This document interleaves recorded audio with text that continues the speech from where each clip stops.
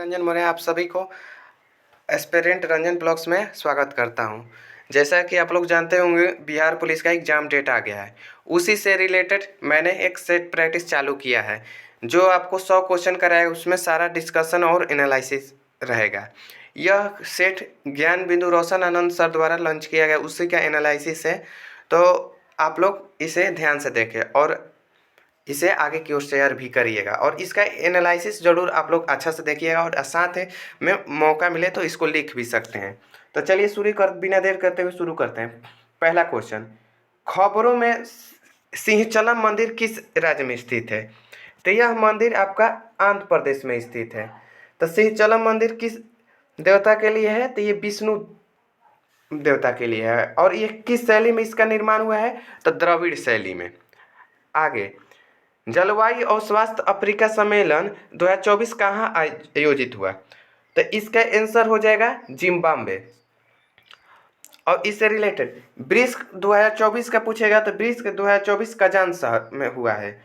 और यहीं G20 2023 पूछेगा तो भारत और G20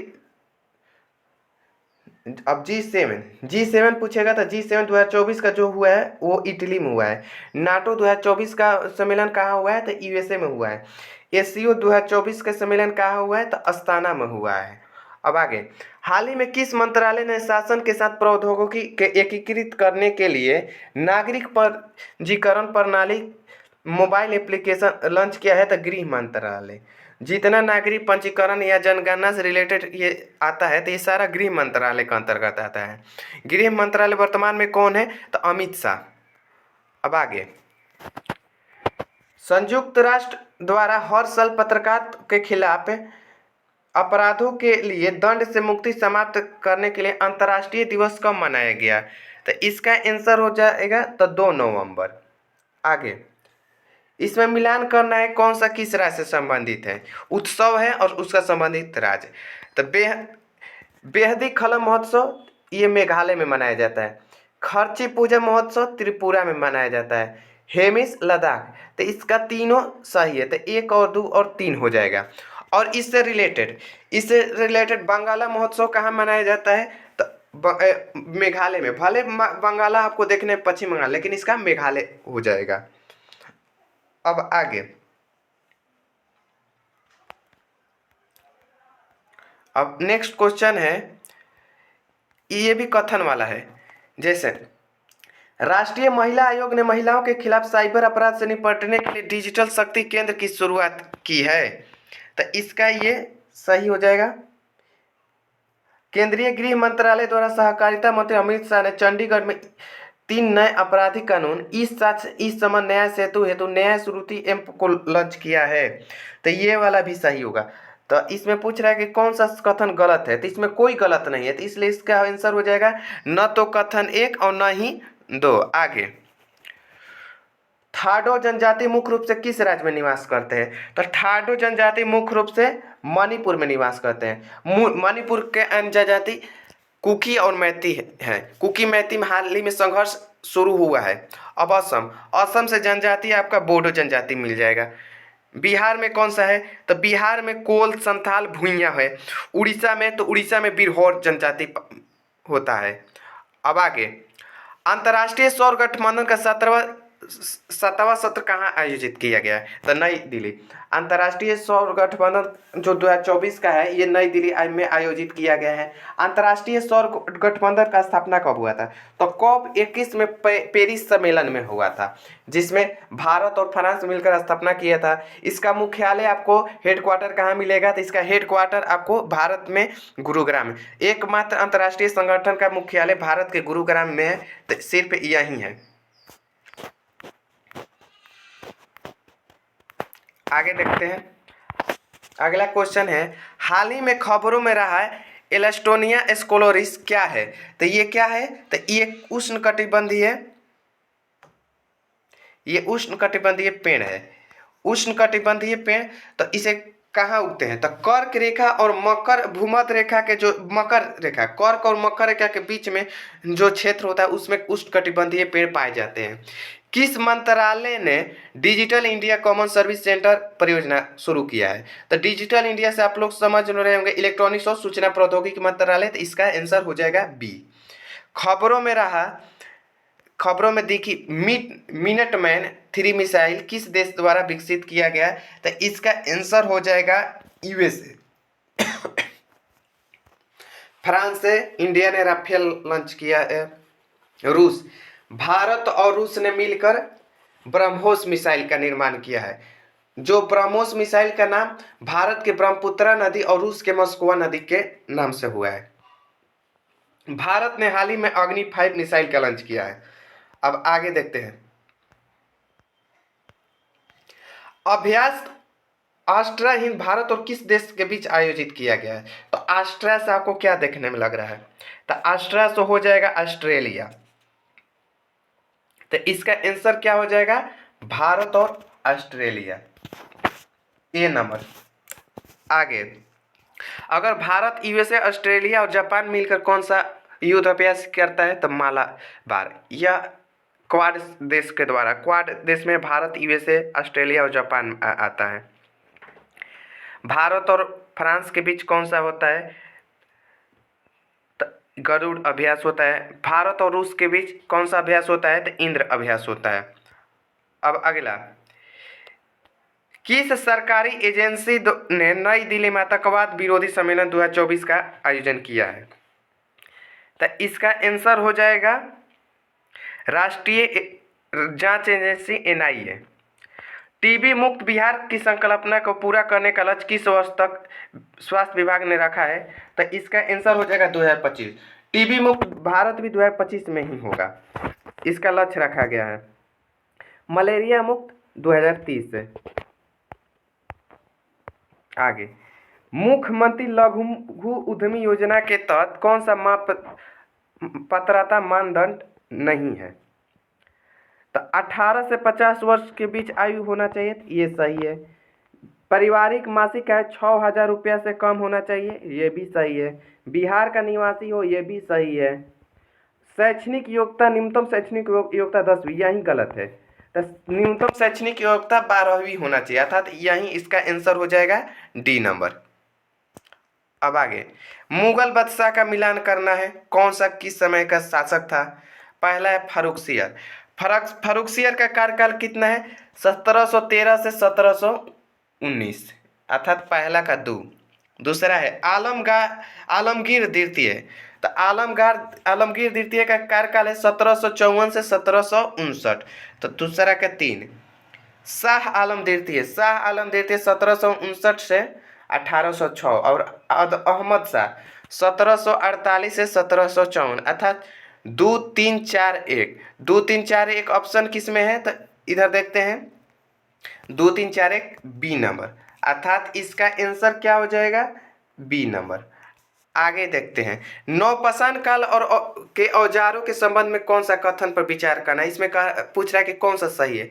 औजार पॉलिश किए जाते थे, तो इसमें औजार, क्या नौपाषाण काल में औजार पॉलिश किए जाते थे? सही है। तो इसका आंसर हो जाएगा हाँ, यस, ये भी सही है। इस अवधि में ओखल और मूसल का उपयोग अनाज के पीसने के लिए किया जाता है, ये भी सही है। तो इसमें केवल दोनों, एक और दो, दोनों। जो नवपाषाण काल है उसमें कृषि का साक्ष्य मिला है, जब कृषि का साक्ष्य मिला है तो उसमें अनाज का उपयोग किया ही जाएगा। अब आगे है, ऋग वैदिक काल के दौरान प्रचलित राजनीतिक व्यवस्था के बारे में कौन सा कथन सत्य है? राजा के पास लोगों से कर एकत्र करने की शक्ति थी, ये गलत है। दूसरा, राजा का पुत्र ही स्वाभाविक रूप से राजा का उत्तराधिकारी होता था, सही है। तो इसमें आंसर हो जाएगा केवल 2, अर्थात बी नंबर। आगे देखते हैं, समुद्रगुप्त की नीतियों का वर्णन किसने किया? तो समुद्रगुप्त के नीतियों का वर्णन हरिसेन ने प्रयाग प्रशस्ति पुस्तक में लिखा है।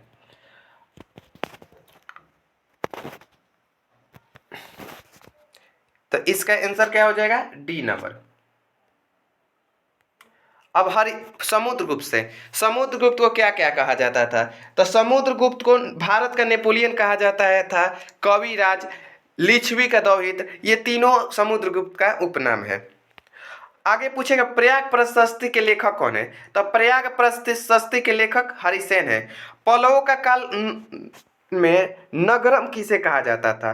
तो पल्लवों के काल में नगरम किसको कहा जाता था? तो व्यापारियों के संगठन को, अर्थात सी नंबर। पल्लवों का राजधानी कहा था? तो कांचीपुरम। महात्मा गांधी का प्रिय भजन जो है, वैष्णव जन तो ने कही पीर पायराई जान रे, किसने लिखा है? तो नरसिंह मेहता था। तो इसका आंसर हो जाएगा डी, बी नंबर नहीं डी नंबर, इसका डी नंबर हो जाएगा। आगे देखते हैं 22 नंबर। लंगर व्यवस्था, लंगर जो सिख धर्म में लंगर होता है जिसमें फ्री खाना खिलाया जाता है, तो लंगर व्यवस्था का शुरू किसने किया था? तो लंगर व्यवस्था का शुरुआत गुरु नानक ने किए थे, अर्थात ए नंबर। लेकिन इसे आगे किसने बढ़ाया था? तो इसका आगे बढ़ाए थे गुरु अंगद। गुरु गोविंद सिंह सिख धर्म के अंतिम गुरु थे। आगे महावीर जो थे, स्वामी महावीर जैन धर्म से थे। इसने अपने शिक्षा किस भाषा में दी थी? तो इसने अपने शिक्षा प्राकृत भाषा में दी थी, अर्थात इसका आंसर हो जाएगा सी नंबर। अर्थात जो जैन धर्म है, जैन धर्म का जो भाषा होता है क्या? तो प्राकृत। बौद्ध धर्म, पाली जो होता है बौद्ध धर्म या मौर्य वंश कहेगा, तो पाली मौर्य वंश या बौद्ध धर्म का है। खरोष्टी एक प्रकार का भाषा नहीं बल्कि खरोष्टी एक प्रकार का लिपि है। आगे सही कथन चुनना है। रानी चेन्नप्पा के संबंध में कौन सा कथन पर विचार करना है और इसमें कौन सा सही है? रानी चेन्नम्मा का संबंध कर्नाटक से है, तो ये वाला कथन आपको सही हो जाएगा क्योंकि वो कर्नाटक से ही थी। आगे रानी चेन्नप्पा अंग्रेज के खिलाफ अहिंसक आंदोलन करने वाली पहली शासिका थी? नहीं, ये लक्ष्मीबाई थी। तो ये आपका आंसर ये गलत हो जाएगा। 1824 में उन्हें गिरफ्तार किया गया और 1829 में ही उनकी मृत्यु हो गई, ये भी सही है। तो इसका आंसर केवल 1 और 3 अर्थात सी नंबर हो जाएगा। चलिए आगे देखते हैं। कंपनी ने सिंध पर किस वर्ष कब्जा किया? तो कंपनी ने सिंध पर किस वर्ष कब्जा किया? तो 1843 में। किस तहत? तो डलहौजी एक हड़प नीति लाया था, उसी के तहत इसने कब्जा किया था। तो 1842 पूछेगा, तो 1842 में जो हो जाएगा जैतपुरा। पंजाब को 1849 में, 1856 में अवध को कब्जा किया था। अब आगे देखते हैं। प्रार्थना समाज का स्थापना कब की गई? तो प्रार्थना समाज की स्थापना कब हुआ था? तो 1867 में, अर्थात सी नंबर। किसने किया था? तो आत्मारंग पांडुरंग ने। 1875 में क्या हुआ था?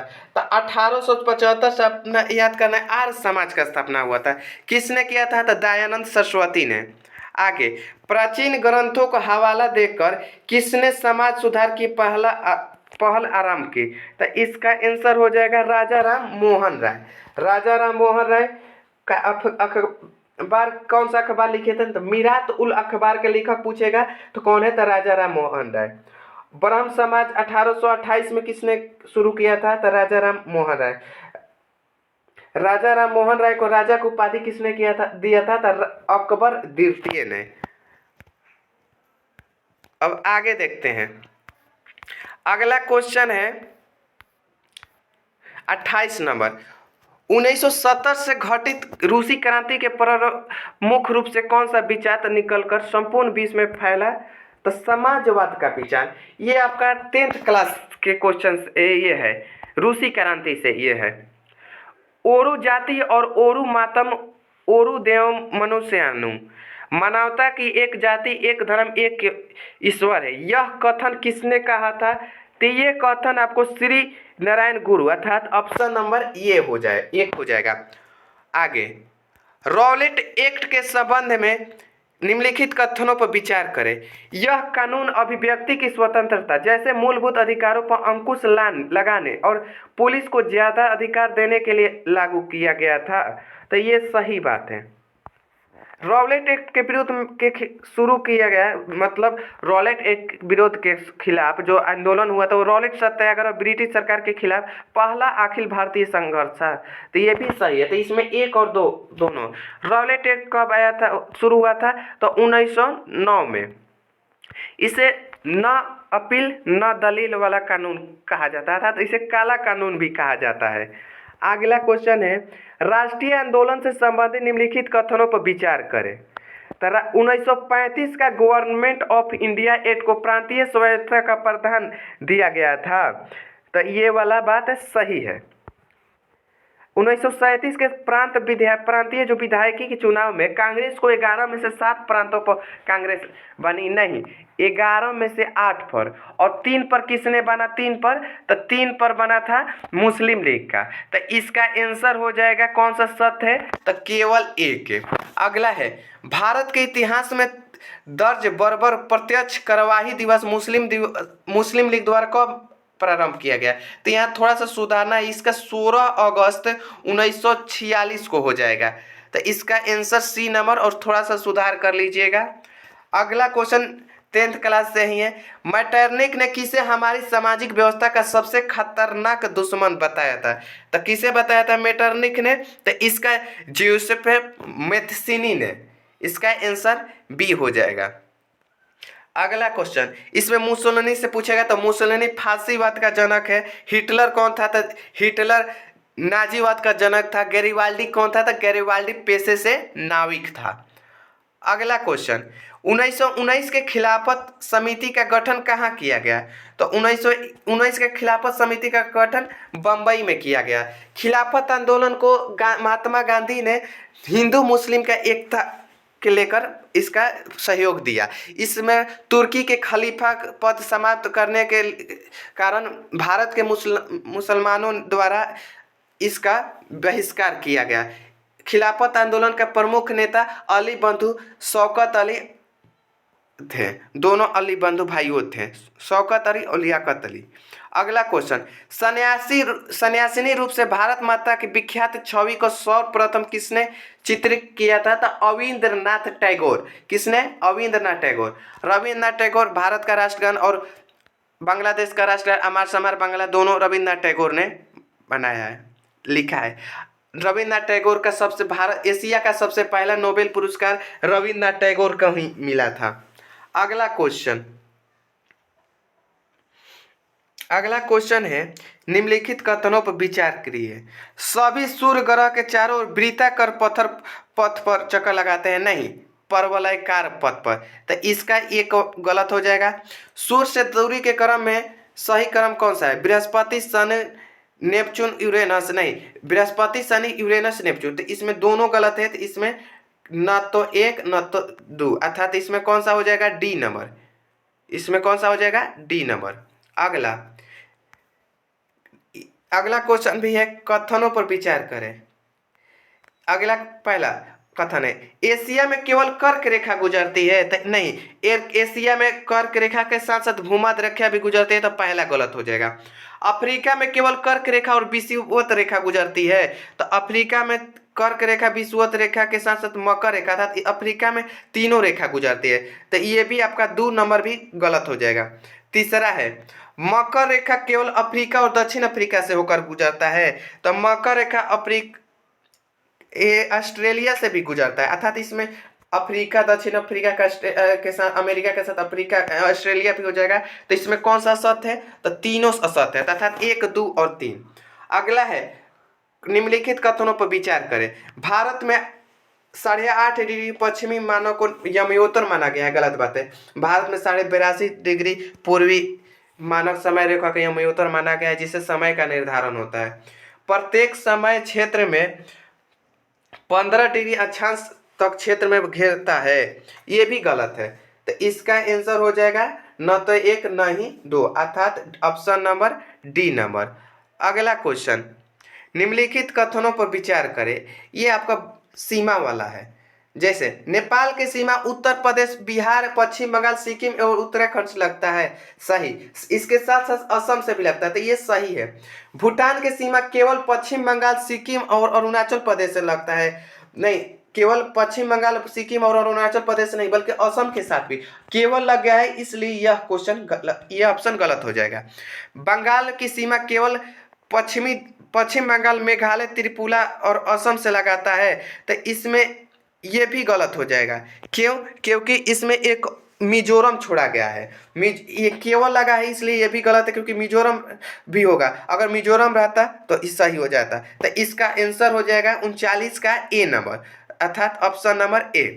अगला, भूकंप की तीव्रता को किस स्केल द्वारा मापा जाता है? तो इसका रिएक्टर स्केल द्वारा, अर्थात बी नंबर। अगला अगला क्वेश्चन है, विसर्पों के किनारे पर लगातार अवरोधन और निक्षेपण को शुरू हो जाने से विसर्प लूप के सिरे निकट आ जाते हैं। यह अलग संरचना का निर्माण कहते हैं। वह संरचना कैसा होता है? तो चाप झील। इसका निर्माण कैसा होता है? चाप झील के तरह। अगला मिलान करना है, ये जलप्रपात है।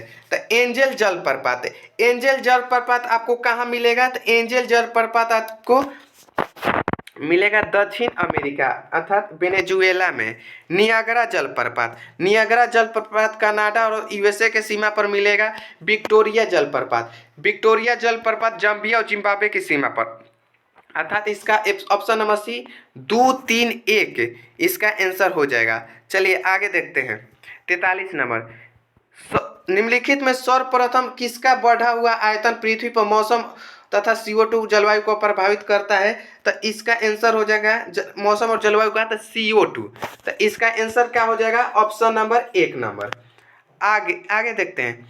वर्तमान में भविष्य की पीढ़ी के लिए एक या एक से अधिक परितंत्रों के पारिस्थितिक एकता की रक्षा के लिए निर्धारित किए गए प्राकृतिक क्षेत्र को क्या कहा जाता है? तो इसका आंसर हो जाएगा जैवमंडल क्षेत्र, अर्थात जैवमंडल निश्चय। तो इसका आंसर क्या हो जाएगा? C number. आगे देखते हैं, कौन सा सही है? चिनाब नदी के संबंध में बताना है। चिनाब नदी काराकोरम रेंज से निकलती है? नहीं, ये गलत है। चिनाब नदी से काराकोरम से नहीं निकलती। आगे, थिरोट इसकी सहायक नदी है? तो हाँ, थिरोट इसकी सहायक नदी है। तो बी नंबर सही हो जाएगा। अब आगे देखते हैं, सी नंबर, रतले जो विद्युत परियोजना है चेनाब नदी पर स्थित है? तो ये भी सही है। तो केवल 2 कथन सही। इसमें पूछ रहा है कितने कथन सही है? तो असल में तो 1 और 3, तो इसमें केवल 2, अर्थात बी माना जाएगा। आगे क्वेश्चन है, मृदा के संबंध में निम्नलिखित कथनों पर विचार करें तथा असत कथन को पहचाने। इसमें असत कथन पहचानना है। खादर मृदा को बांगर मृदा के तुलना में ज्यादा महीन कण पाया जाता है, ये सही है। काली मृदा को रेगुर मृदा कहा जाता है, ये भी सही है। जल योजन होने पर लेटेराइट मृदा पीली रंग, नहीं लेटेराइट नहीं, लाल मिट्टी पीला हो जाता है। जलोढ़ मृदा में फास्फोरस पाई जाती है, एक तरह से ये भी सही है, ज्यादा नहीं लेकिन हल्का सा भी पाया जाता है। तो इसका आंसर हो जाएगा सी नंबर। अब आगे देखते हैं, गलत कथन चुनना है। केलूना नदी जो है, केलूना महानदी के सहायक नदी है? हाँ, यही गलत है, क्योंकि केलूना जो होता है यमुना के सहायक नदी है। तो इसका आंसर ये गलत कथन है। आगे देखते हैं, सिंधु नदी अटक में पर्वतीय क्षेत्र से बाहर निकलती है, यह सही है। कोयना कृष्णा की सहायक नदी है, ये भी सही है। भारत का दूसरा जलप्रपात कावेरी है, अर्थात कावेरी पर कौन सा जलप्रपात, इसका नाम क्या है? तो शिव समुद्रम। तो ये भी कथन सही है। तो पहला कौन सा है? तो पहला है जोग गरसोफा, शरावती नदी पर है। तो इसका आंसर क्या हो जाएगा? ए। गलत छटना है तो केवल एक ही क्वेश्चन, ऑप्शन नंबर गलत है। आगे देखते हैं, भारत निम्नलिखित में कौन सा संरक्षण तरीका समुदाय को सीधा भागीदारी से नहीं हुआ है? तो सीधा भागीदारी से कौन सा नहीं हुआ है? तो वन्य जीव अभ्यारण्य का परिसीमन, क्योंकि इसका जो होता है इसका केंद्र सरकार तथा भारत सरकार द्वारा किया जाता है। तो इसका आंसर क्या हो जाएगा? डी। अगला है, भारत में पश्चिमी विक्षोभ में होने वाले वर्षा किन फसलों के अधिक उत्पादन के लिए आवश्यक है? तो इस किन फसलों के लिए सबसे अधिक है? तो जो रबी, पश्चिमी विक्षोभ में कौन सा फसल उगाया जाता है? रबी फसल उगाया जाता है। आगे ऑप्शन, आगे प्रसिद्ध आंदोलन है, प्रसिद्ध राष्ट्रीय तूफान है, उसका बताना है कौन सा सुमेलित सही है। बारदोली छोड़ा, बारदोली छोड़ा क्या गुजरात में मनाया जाता स्थानीय तूफान है? नहीं, ये असम का है। तो ये आपका गलत हो जाएगा। काल बैसाखी असम, ये सही है। काल बैसाखी जो होता है असम में भी होता है और साथ साथ नहीं, बंगाल में होता है। काल बैसाखी बंगाल में, तो ये गलत है। आम्र वर्षा तमिलनाडु, ये वाला आम्र वर्षा क्या तमिलनाडु में होता है? तो आम वर्षा आपका बिहार और बंगाल, ये भी गलत है। काल वैसाखी असम के साथ पश्चिम बंगाल, ये 2 नंबर सही है। फूलों का बौछार केरल, फूलों का बौछार आपका केरल में होता है, तो ये भी सही है। तो आपका आंसर 2 और 4 हो जाएगा। तो 2 और 4। बारदोली छिड़ा गुजरात में नहीं, असम होता है। काल वैसाखी असम के साथ साथ पश्चिम बंगाल में भी होता है, क्योंकि असम और पश्चिम बंगाल सीमा एक दूसरे से साझा करता है। आम्र वर्षा पश्चिम बंगाल और बिहार में होता है।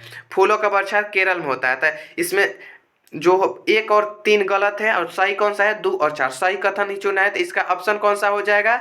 2 और 4। अगला, याकोहुमा रणनीति संबंधित कहाँ किससे है? तो याकोहुमा कैसा नाम? ये जापानी लैंग्वेज है, अर्थात जापान का शब्द है। तो इसका आंसर क्या हो जाएगा? तो प्राकृतिक आपदा न्यूनीकरण। जो याकोहुमा रणनीति जो हुआ था, कब हुआ था? तो ये रणनीति आपको 1994 में हुआ था। ग्रीन हाउस पर पूछेगा, तो ग्रीन हाउस पर न्यूनीकरण के लिए कौन सा सम्मेलन होता था? क्योटो सम्मेलन। ओजोन परतन के लिए मॉन्ट्रियल प्रोटोकॉल कब हुआ था? तो 16 सितंबर 1985 को। और क्योटो सम्मेलन कब हुआ था? तो 1997 को। भारत के वर्तमान सर्वोच्च न्यायालय का पूर्ववर्ती संस्था को क्या कहा जाता है? तो federal court of India. Federal, इसका स्थापना कब हुआ था? तो 28 सितंबर, इसका 28 जनवरी 1950 को फेडरल कोर्ट ऑफ इंडिया को बदलकर सुप्रीम कोर्ट करा किया गया। अब आगे देखते हैं। आगे क्वेश्चन है, अनुसूचित जाति या अर्थात एसी, अनुसूचित जनजाति एसटी, एसी एसटी निवारण अधिनियम कब बनाया गया? तो एसी एसटी निवारण अधिनियम आपका 1989 में बनाया गया। तो इसका आंसर क्या हो जाएगा? C number. लोकतांत्रिक शासन पद्धति में दूसरों से बेहतर है क्योंकि यह शासन का अधिक जवाबदेही है। क्या सही है? तो ये वाला कथन सही है। यह बेहतर निर्णय लेने की संभावना बढ़ाता है, ये भी सही है। यह मतभेद और टकराव को संभालने का तरीका उपलब्ध करता है, तो ये भी सही है। अर्थात इसका आंसर हो जाएगा डी, इनमें से सभी। अगला, स्वतंत्र भारत के पहले रक्षा मंत्री कौन थे? तो बलदेव सिंह। वल्लभ भाई पटेल तो प्रथम उप प्रधानमंत्री एवं गृह मंत्रालय। प्रथम प्रधानमंत्री कौन थे? तो पंडित जवाहरलाल नेहरू।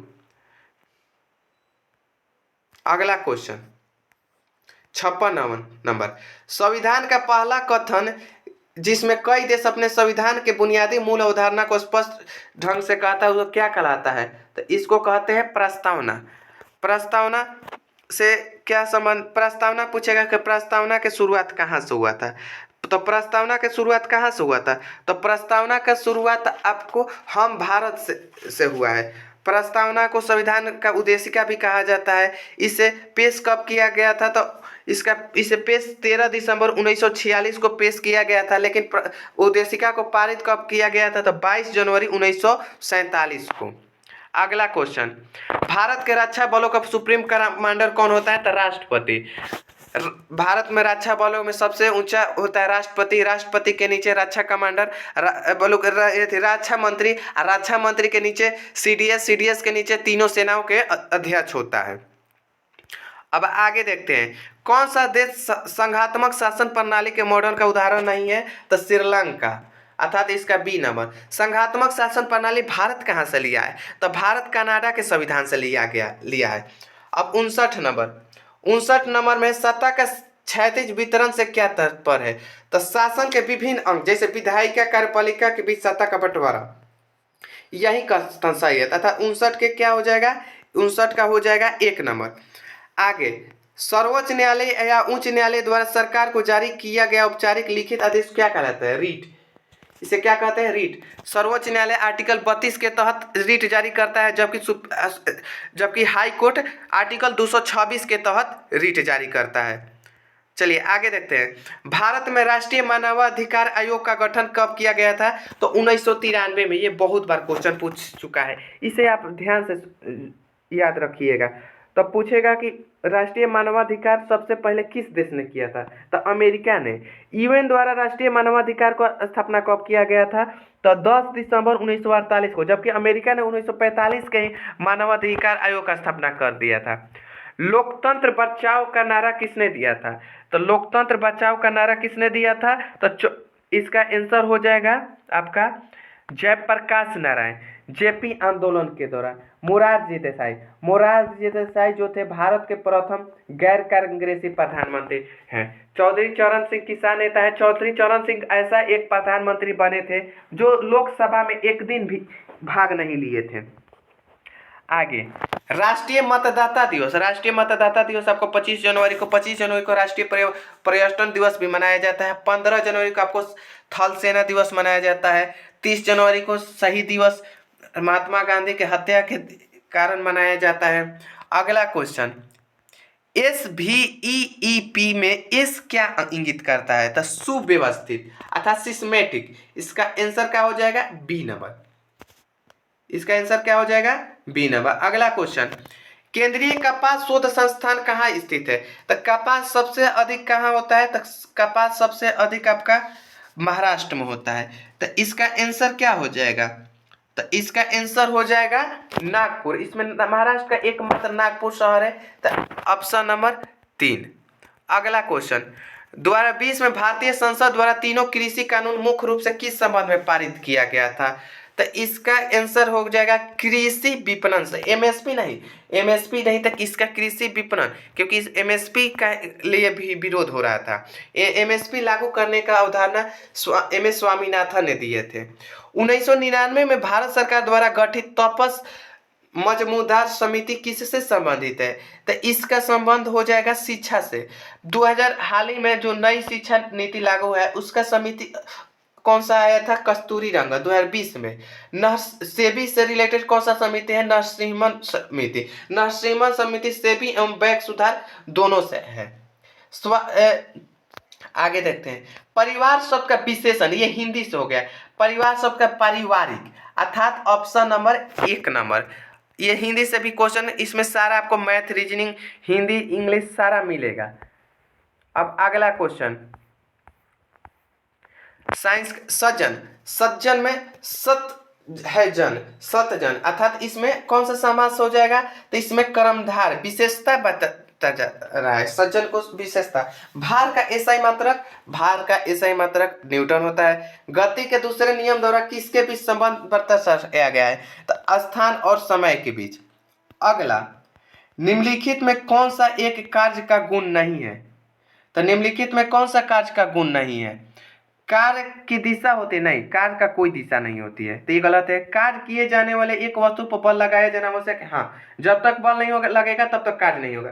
कार्य का केवल परिणाम होता है, ये भी सही है। कार्य के होने वाले वस्तु का विस्थापन होना आवश्यक है, ये भी सही है। तो इसका कौन सा सही नहीं है? तो इसका आंसर ए नंबर, यही सही नहीं है, तो ये हो जाएगा। ऊष्मागतिकी का सुमेरन नियम का आधार निम्नलिखित में से क्या है? तो इसका तापमान माप हो जाएगा, बी नंबर। अगला, एक लंबी धारावाही परिनालिका द्वारा उत्पन्न चुंबकीय क्षेत्र क्या होगा? तो इसका आंसर हो जाएगा परिनालिका के अंदर एक समान, अर्थात इसका आंसर क्या हो जाएगा? B number. आगे, निकट दृष्टि दोस्तों, पीड़ित व्यक्ति को कौन सा लेंस लगाया जाता है? तो अवतल लेंस। याद करने का तरीका क्या है? दू से उ, तो दूर में उत्तल लेंस, तो निकट में क्या हो जाएगा? अवतल लेंस। ये भी क्वेश्चन आपको बहुत एनसीईआरटी का है, बहुत ज्यादा पूछता है। अगला क्वेश्चन, कौन सा उपकरण में विद्युत प्रवाह के तापन प्रभाव पर आधारित नहीं है? अर्थात किस उपकरण में ताप का प्रयोग नहीं किया गया है? तो माइक्रोवेव एक तरंग है, इसमें ताप का प्रयोग नहीं किया गया है, तो सी आंसर है। इलेक्ट्रिक हीटर में भी ताप का प्रयोग किया जाता है, इलेक्ट्रिक आयरन में भी, इलेक्ट्रिक बल्ब में फिलामेंट किसका बना होता है? तो तंतु का। इलेक्ट्रिक हीटर का तार किसका बना होता है? तो नाइक्रोम का बना होता है। अगला क्वेश्चन है, संतुलित रासायनिक समीकरण किसके अनुरूप होता है? तो किसके अनुरूप हो जाएगा? तो द्रव्यमान संरक्षण का सिद्धांत का अनुरूप हो जाएगा। तो इसका आंसर हो जाएगा क्या? ए नंबर। निम्नलिखित में कौन सा कथन गलत है? तो ठोस पदार्थों का आकार अनिश्चित होता है, नहीं, गलत है, क्योंकि ठोस पदार्थों का आकार निश्चित होता है, इसलिए इसका आंसर यही गलत हो जाएगा। तो यही आंसर हो जाएगा।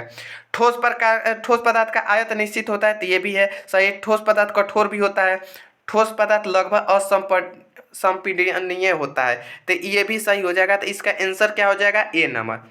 आवर्त सारणी में किसी समूह के नीचे जाने पर कौन नहीं बढ़ता है? तो संयोजकता नहीं बढ़ता है, अर्थात इसका आंसर क्या हो जाएगा? C number. इसका आंसर क्या हो जाएगा? सी। निम्नलिखित में कौन सा क्षार नहीं है, अर्थात कौन सा अम्ल है? क्षार नहीं है तो क्या है? अम्ल है। तो C2H5OH, क्योंकि OH अल्कोहल, एल्कोहल अम्ल होता है, तो यही आंसर हो जाएगा। अगला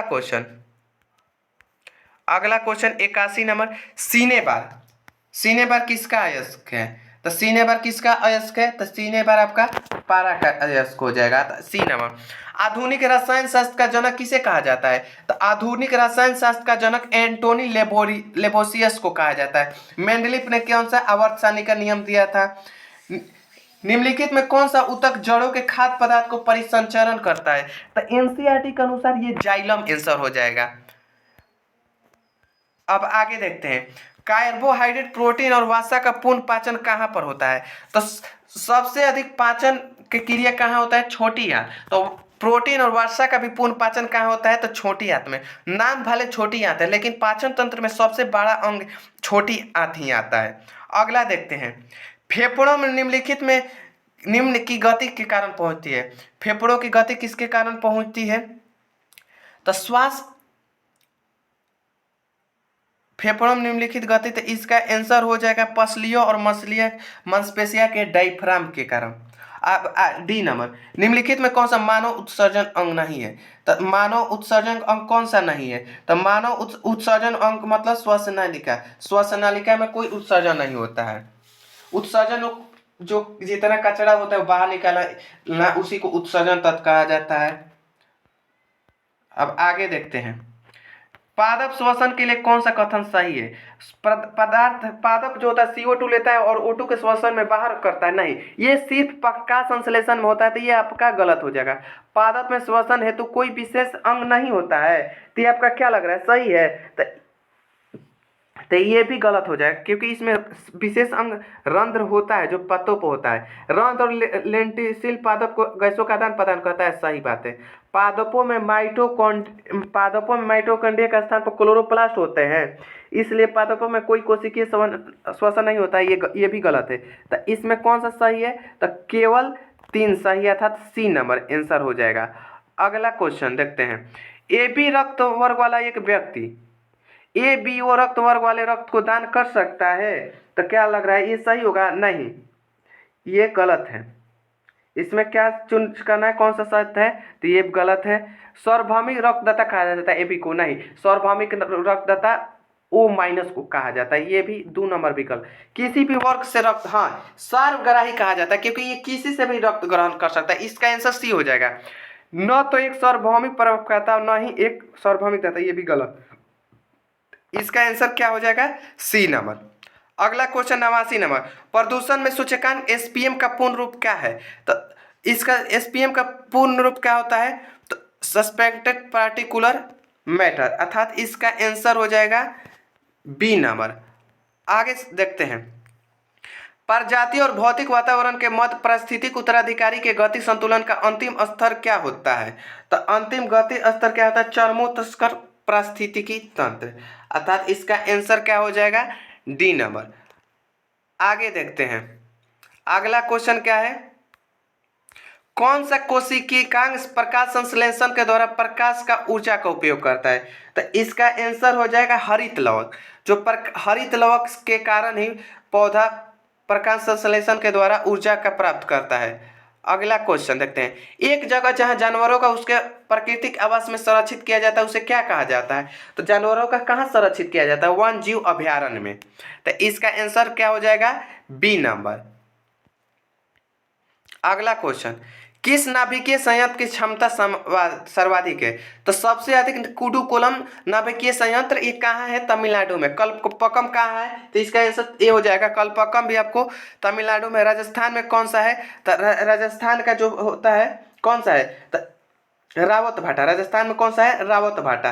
तारापुर कहाँ से है? तारापुर महाराष्ट्र का। भारत का पहला नाभिकीय रिएक्टर भी है, तारापुर है। अब आगे देखते हैं, निम्नलिखित में कौन सा एक कंप्यूटर नहीं है? तो लियो एक कोई कंप्यूटर नहीं है, तो इसका आंसर हो जाएगा हाँ, उत्तर प्रदेश में पूछेगा कौन सा है? तो उत्तर प्रदेश में नरौरा परमाणु संयंत्र है। बिहार में परमाणु संयंत्र हाल ही में नवादा में प्रस्तावित हुआ है। नवादा में परमाणु संयंत्र भी बनाया जाएगा।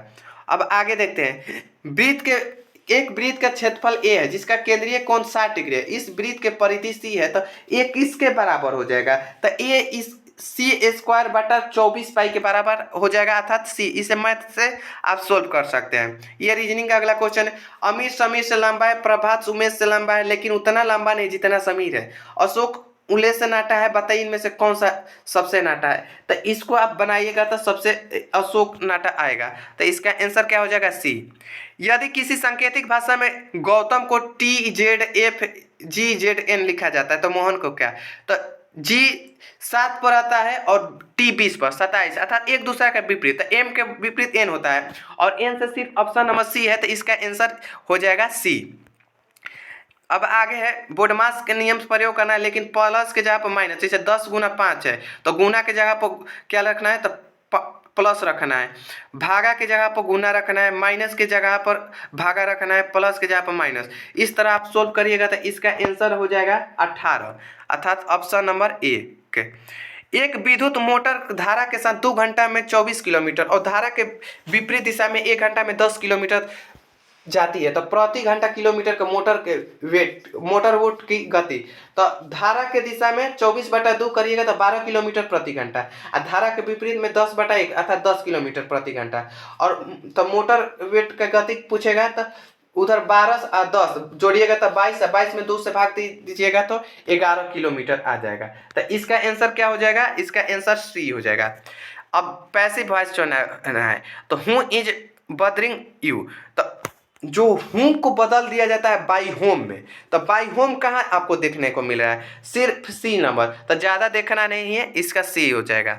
तो आज के लिए तो ये चैप्टर खत्म हो गया और आज इस सेट प्रैक्टिस टेस्ट 1 खत्म हो गया और आगे टेस्ट 2 कल डाल देंगे। तो अगर हमारी वीडियो पसंद है तो आज लाइक एवं सब्सक्राइब करें और हमारे टेलीग्राम से जुड़ जाए, जिससे आपको पहले ही सेट प्रैक्टिस मिल जाएगा और उसको सेट प्रैक्टिस लगा लीजिए और फिर आप इससे आंसर मिला सकते हैं। तो आज के लिए इतना ही। जय हिंद, जय भारत।